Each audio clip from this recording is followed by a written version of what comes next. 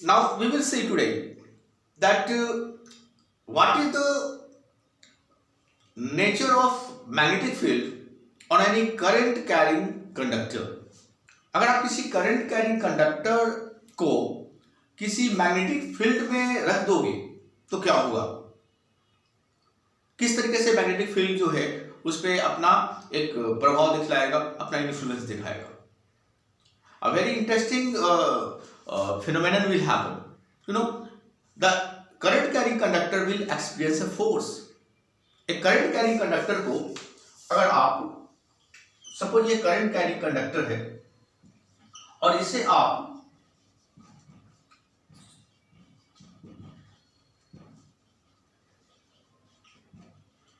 एक magnetic field में आप रख दो. मैग्नेटिक फील्ड मतलब एक ऐसे जगह पे जहां पर मैग्नेटिक फील्ड प्रेजेंट है. ओके, तो आप देखोगे कि सपोज मैग्नेटिक फील्ड हमने पहले बताया है कि एक वेक्टर क्वांटिटी होती है, तो उसकी एक कोई ना कोई एक डायरेक्शन होगी. बी फॉर मैग्नेटिक फील्ड मैंने पहले बताया, B for magnetic field. B के ऊपर एक बार देते हैं जस्ट टू रिप्रेजेंट की B that is magnetic field is a vector quantity. तो ये मैग्नेटिक फील्ड का डायरेक्शन है और एक करंट कैरिंग कंडक्टर, ये कंडक्टर है हमारा जिसमें करंट ऊपर की ओर फ्लो कर रहा है, आई फॉर करंट. तो क्या होगा, देखिए फ्लेमिंग्स लेफ्ट हैंड रूल यहां हम लोग यूज करेंगे. What is Fleming's left hand rule?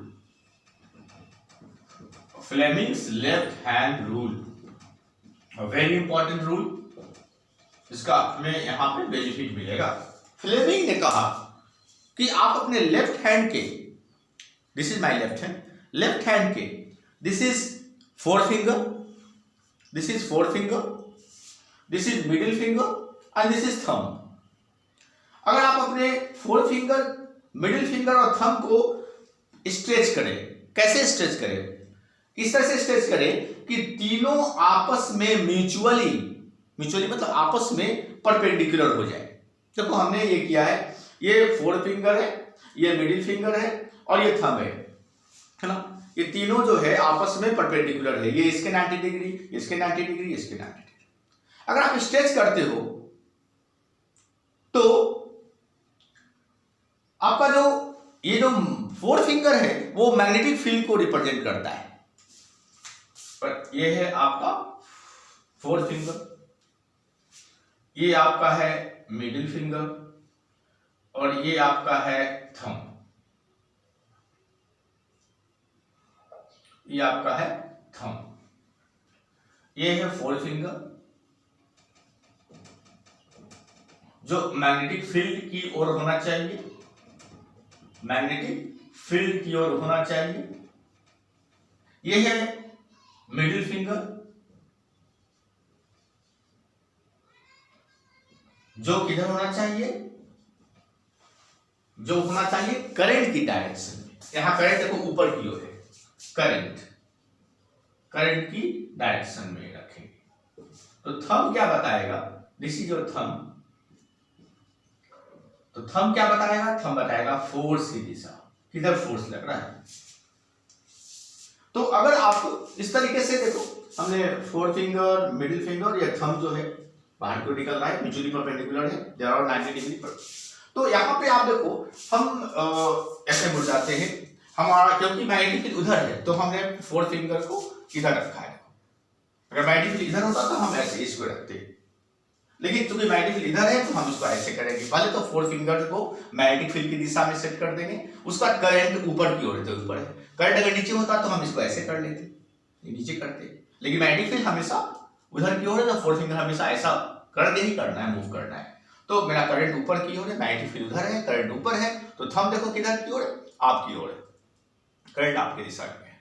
मतलब ये थंब जो है आपकी दिशा की ओर है, मतलब बोर्ड के परपेंडिकुलरली आउटवर्ड है ना, बोर्ड के नॉर्मली आउटवर्ड दिशा में थंब मेरा चला गया. मतलब इस कंडक्टर पे एक फोर्स लगेगा जिसकी डायरेक्शन किधर होगी, बाहर की ओर, नॉर्मली आउटवर्ड आपकी तरफ. मतलब ये जो करंट कैरिंग कंडक्टर है वो इधर की ओर खींच जाएगा, ऐसा इसको महसूस होगा इस वायर को, कंडक्टर को, बिकॉज इसको इधर की ओर खींच रहा है, तो this will move this way, तो इस पर एक फोर्स लगेगी। तो ये तो हो गई force on current carrying conductor. And how we will use Fleming's left hand rule. तो Fleming's left hand rule I repeat is very important rule. Fleming's कहता है कि अगर आप अपने लेफ्ट हैंड के fore finger, middle finger, thumb को stretch करेंगे, इस प्रकार स्ट्रेच करेंगे कि they are mutually perpendicular, then the forefinger indicates the direction of magnetic field, middle finger indicates the direction of current, and the thumb will indicate the direction of force experienced by the current carrying conductor. उसके बाद जो next topic है वो है कि electromagnetic induction, very important phenomena given by Michael Faraday. बहुत बड़ी ये डिस्कवरी है, एक रिवॉल्यूशनरी डिस्कवरी है ये, that is called electromagnetic induction. Electromagnetic induction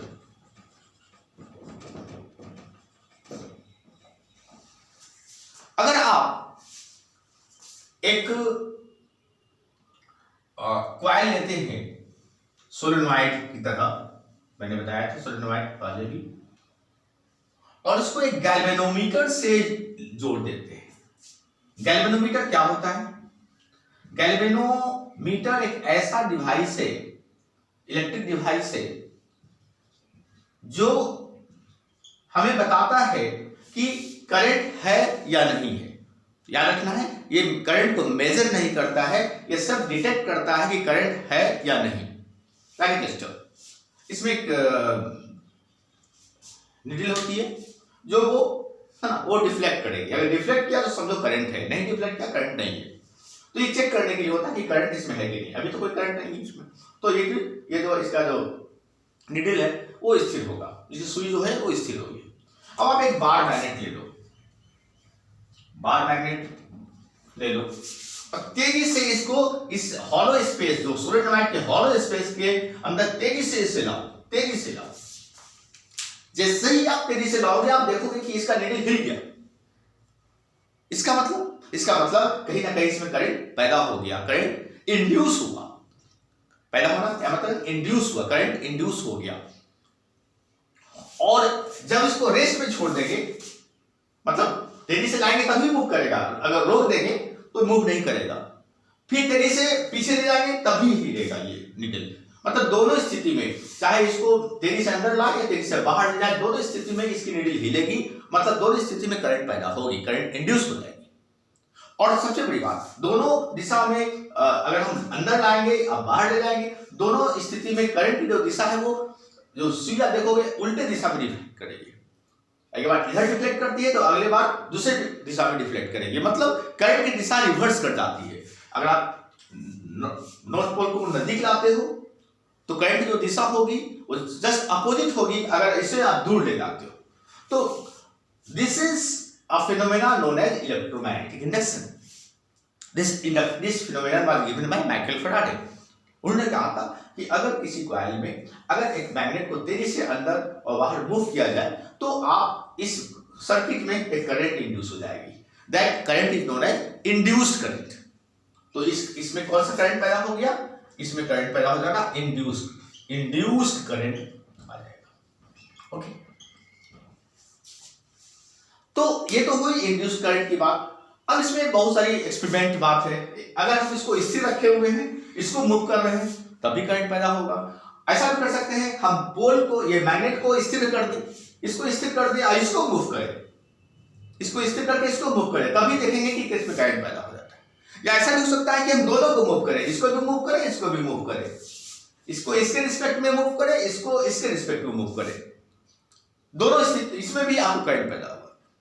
so हर स्थिति में आप देखोगे कि अगर there is a relative motion का मतलब इसके रिस्पेक्ट में ये मूव करे या इसके रिस्पेक्ट में ये मूव करे या दोनों एक दूसरे के रिस्पेक्ट में मूव करे, तो तीनों स्थिति में आप देखोगे कि इसमें करंट पैदा हो रहा है। मतलब इलेक्ट्रोमैग्नेटिक इंडक्शन का फिनोमेनन हो रहा है। ये तो ही इलेक्ट्रोमैग्नेटिक इंडक्शन की बात।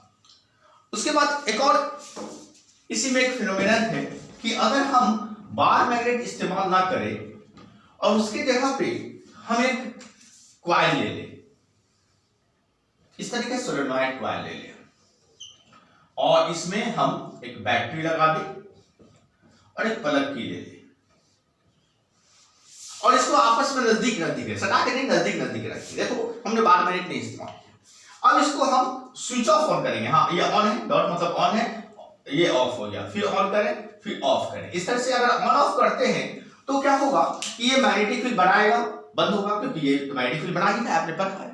तो मैग्नेटिक फील्ड जब बनेगा तो मैग्नेटिक फील्ड जब बनता है तो धीरे धीरे जीरो से टॉप लेवल पे आती है। समझ मैग्नेटिक फील्ड के वैल्यू है 10, तो जब ऑन करेंगे तो अचानक 10 नहीं होगा, पहले 0 होगा, फिर 1 होगा, फिर 2 होगा, फिर 3 होगा, फिर 4 होगा, धीरे धीरे ग्रो करता है। जब ऑफ करते हैं तो फिर 10 से सडनली 0 नहीं होगी मैग्नेटिक फील्ड की वैल्यू, ये 10, 9, 8 स्लोली ये नीचे आ उतरेगा। तो मैग्नेटिक फील्ड जो है जब ऑफ एंड ऑन करते हैं तो मैग्नेटिक फील्ड धीरे धीरे ग्रो करता है, धीरे धीरे डाउन होता है। तो नेचुरली है कि चूंकि इसके बगल में रखा है तो ये भी एक्सपीरियंस करेगा कि इसके थ्रू जो मैग्नेटिक फील्ड बन रही है वो धीरे धीरे ग्रो कर रही है, धीरे धीरे कम हो रही है। ये ऐसा इसको ऐसा महसूस होगा कि कोई मैग्नेट इसकी ओर तेजी से आ रहा है, फिर दूर जा रहा है। इट्स सिमिलर फिनोमेनन कि एक बार मैग्नेट को जब नजदीक लाते हैं तो इसके अंदर मैग्नेटिक फील्ड ग्रो करती है और दूर ले जाते हैं तो मैग्नेटिक फील्ड डिक्रीज करती है। ठीक वही कंसेप्ट यहां पर भी बन रहा है, लेकिन बिना बार मैग्नेट का हो रहा है। तो जब हम इसको ऑफ ऑन करेंगे तो इसके कारण जो मैग्नेटिक फील्ड बनेगी वो धीरे धीरे ग्रो करेगी, धीरे धीरे डिक्रीज होगी।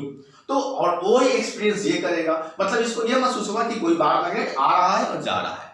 उस स्थिति में भी आप देखोगे कि इसका गैल्वेनोमीटर का जो नीडल है वो हिलेगा। इसको स्विच ऑफ ऑन करो तो देखो कि इसका नीडल हिल रहा है। इसका मतलब है कि बिना बार मैग्नेट के भी आप electromagnetic induction with the help of coil आप ये कर सकते हो। तो this is simple electromagnetic induction. अब हम लोग देखेंगे फ्लेमिंग्स राइट हैंड रूल। अब सवाल भाई हम फ्लेमिंग्स राइट हैंड रूल क्यों पढ़ रहे हैं? यहाँ लेफ्ट हैंड रूल तो पढ़ लिया। लेफ्ट हैंड रूल हमने क्या बताया? लेफ्ट हैंड रूल में हमने पढ़ा कि अगर किसी करंट कैरिंग कंडक्टर को किसी मैग्नेटिक फील्ड में रखेंगे तो वो एक फोर्स एक्सपीरियंस करेगा, ठीक है, और वो फोर्स की दिशा मालूम करने के लिए हम फ्लेमिंग्स लेफ्ट हैंड रूल इस्तेमाल करते हैं। लेकिन इलेक्ट्रोमैग्नेटिक इंडक्शन में हम लोग फ्लेमिंग्स राइट हैंड रूल इस्तेमाल करते हैं। ये क्या है वो देखेंगे, फ्लेमिंग्स राइट हैंड रूल। बहुत सिमिलर है दोनों। ये क्या है देखो, इस बार हमने राइट हैंड के मिडिल फिंगर, फोर फिंगर और थंब को स्ट्रेच किया। राइट हैंड मानिए राइट हैंड, तो फ्लेमिंग्स राइट हैंड रूल में राइट हैंड के फोर फिंगर को, मिडिल फिंगर को, थंब को स्ट्रेच करेंगे। इस तरह से स्ट्रेच करेंगे कि दे आर म्यूचुअली परपेंडिकुलर। उस स्थिति में क्या होगा? तो उस स्थिति में हमारा फिर वही बात होगी, ये मेरी फोर फिंगर है, इसको इस तरह से ड्रॉ करो, ये मेरा राइट हैंड है, this is my four finger. Four finger पहले की तरह अभी भी मैग्नेटिक फील्ड की ओर होगा, मैग्नेटिक फील्ड की ओर होगा। उसके बाद नीचे की ओर मिडिल फिंगर, मिडिल फिंगर और ये थंब आपका क्या होगा? बाहर की ओर हो गया। ये थंब जो है, ये थंब है। थंब जो है वो मोशन की ओर होगा। और मोशन क्या है ये बताते हैं, और ये है इंड्यूस्ड करेंट। तो सबसे पहले समझ लो कि किसका क्या मतलब है। तो अगर हम अपने राइट हैंड के फोर फिंगर को, मिडिल फिंगर को, थंब को इस तरह से स्ट्रेच करते हैं कि दे आर म्यूचुअली परपेंडिकुलर, तो देखते हैं कि फोर फिंगर अगर मैग्नेटिक फील्ड की ओर रखा जाए और थंब अगर जो है मोशन की ओर रखा जाए तो इंड्यूस करंट की जो दिशा होगी वो मिडिल फिंगर की ओर होगी। इसका मतलब क्या हुआ? इसका मतलब यह हुआ कि अगर आप एक रड ले लो, कंडक्टर ले लो, कंडक्टर ले लो और उसे एक मैग्नेटिक फील्ड के में रख दो, ये बिफोर मैग्नेटिक फील्ड, और ये कंडक्टर ले लिया हमने, ये कंडक्टर ले लिया, ठीक है।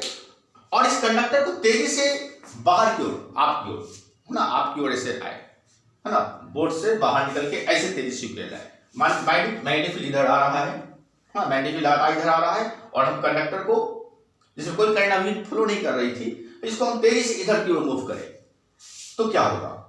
देखो फोर फिंगर मैग्नेटिक फील्ड आप इधर रखो, राइट हैंड थंब रूल का, फोर फिंगर को या थंब को मोशन की ओर, क्योंकि मोशन आपकी ओर है, थंब आपकी ओर रखा हमने, दो चीज को स्थिर करो, फोर फिंगर मैग्नेटिक फील्ड की तरफ हो जाएगा, थंब आपकी ओर, क्योंकि ये कंडक्टर को हम आपकी ओर ले जा रहे हैं तो थंब बाहर की ओर है। तो देखो मिडिल फिंगर किधर है, नीचे की ओर है।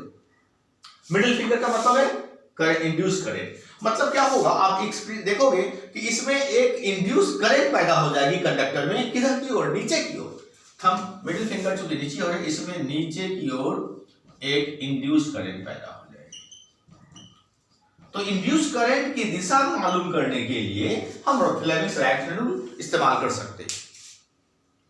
तो फ्लेमिंग्स राइट हैंड क्या करता है कि अगर आप अपने राइट हैंड के fore finger, middle finger, thumb को स्ट्रेच करते हो, इस प्रकार स्ट्रेच करते हो कि वो म्यूचुअली परपेंडिकुलर है, देन फोर फिंगर अगर इंडिकेट करता है मैग्नेटिक फील्ड की दिशा को, कंडक्टर का जो मोशन है, कंडक्टर को मूव करना है तभी उसमें करंट पैदा होगा।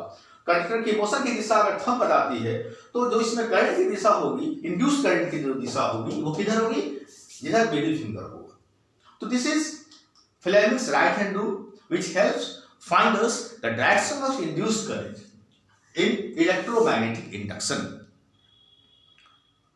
इसके बाद हम लोग देखेंगे एक बहुत ही इंपॉर्टेंट फेनोमेनन, वो है कि इलेक्ट्रोमैग्नेटिक इंडक्शन जो है इसकी क्या यूज है।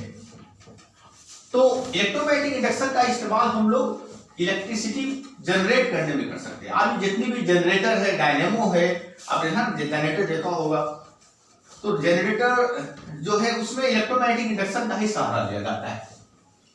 और इसके पहले तो मैंने पढ़ा कि किस प्रकार फ्लेमिंग्स लेफ्ट हैंड रूल का इस्तेमाल हम लोग ये मालूम कर सकते हैं कि फोर्स की दिशा किधर होगी। तो दो अलग अलग चीजें हैं, याद रखना है। फ्लेमिंग्स लेफ्ट हैंड रूल क्या करता है कि फोर्स किसी करंट कैरी कंडक्टर पर किधर लगेगा, और इस फिनोमेनन का इस्तेमाल हम लोग कर सकते हैं इलेक्ट्रिक मोटर में। इलेक्ट्रिक मोटर एक बहुत ही इंपॉर्टेंट डिवाइस है, इलेक्ट्रिकल डिवाइस। इसमें दो north pole and south pole का एंड होता है। किसी भी मैग्नेट का दो एंड है, नॉर्थ पोल एंड साउथ पोल।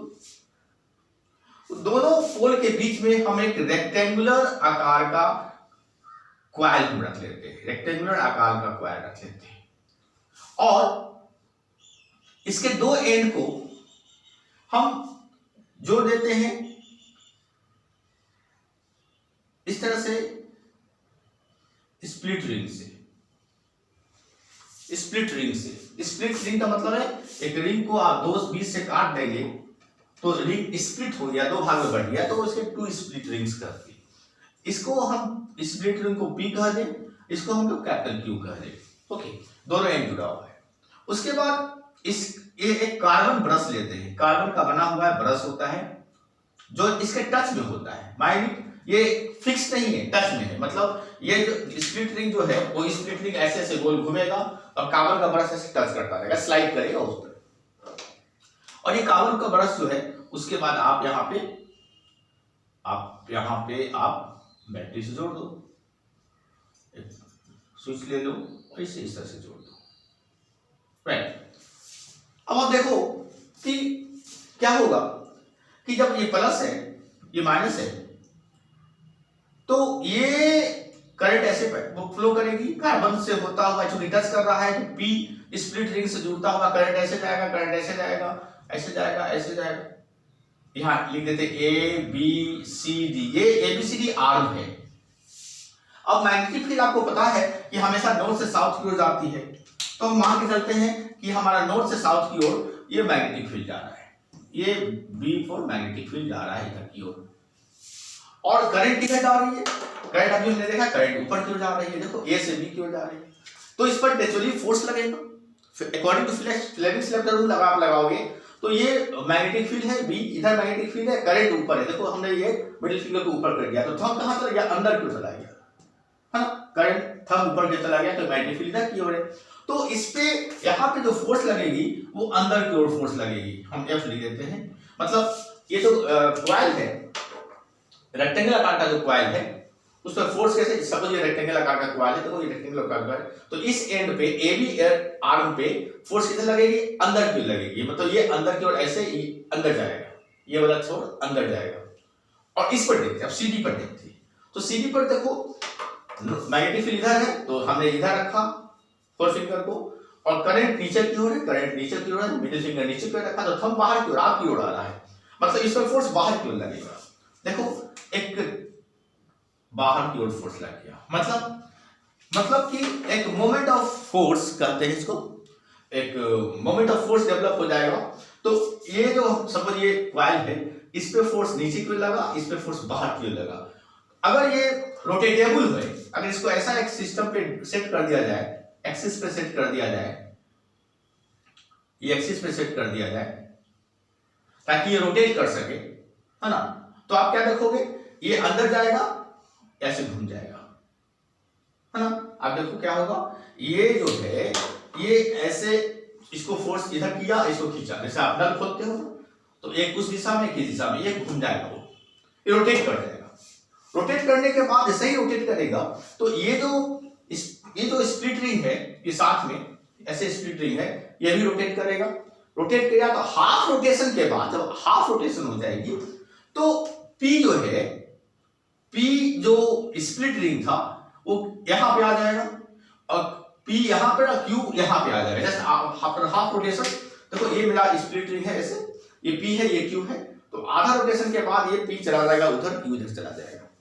उसके बाद जब क्यू इधर आ जाएगा, तो आप देखोगे कि अब करंट जो है वो सीडी भी इधर आ गया, तो अब हम कहेंगे कि यहाँ पे ये सीडी का करंट रिवर्स कर जाएगा। देखो ध्यान से देखो, सीडी और ये ए बी ऐसे हो जाएगा।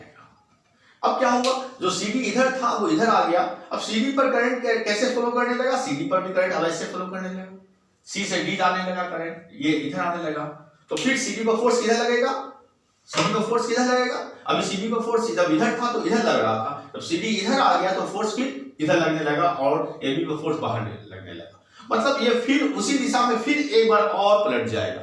तो आफ्टर हाफ रोटेशन जो है, करंट की दिशा रिवर्स कर जाती है, और ये फिर रोटेट कर जाता है हाफ रोटेशन, और ये कंटिन्यू रहता है। मतलब आप देखोगे कि जब तक इसमें करंट आप दोगे, ये ऑन रहेगा, तब तक ये गोल गोल गोल गोल इस तरह से घूमने लगेगा, and this way electric motor works. Okay.